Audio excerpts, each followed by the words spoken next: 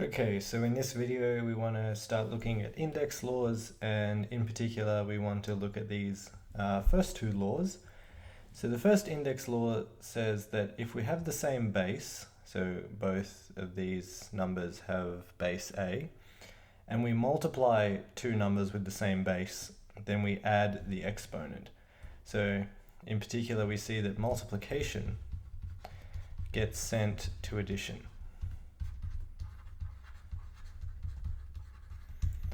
And similarly, if we take two numbers with the same base but divide them, the exponents get subtracted. So division gets sent to subtraction.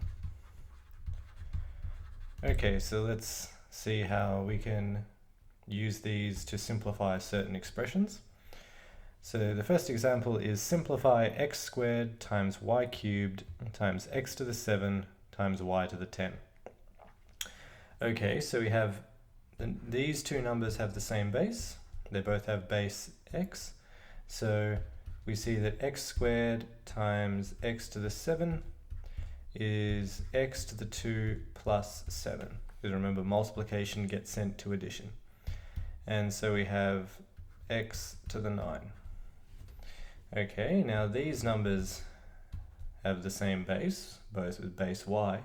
So here we have y cubed times y to the 10, and that's just y to the 3 plus 10, and that's just y to the 13. So the end result here is that this is just x to the 9, y to the 13. Okay, let's look at another example. So we have x squared y7 divided by x to the x times y cubed. Okay, so remember above that division gets sent to subtraction. So here we have two numbers with the same base.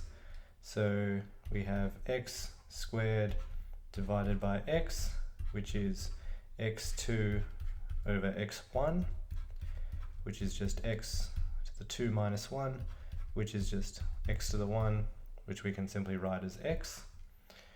Now on this side we have the y's having the same base, so we have y to the 7 over y cubed, which is just y to the 7 minus 3. So in other words, we have y to the 4.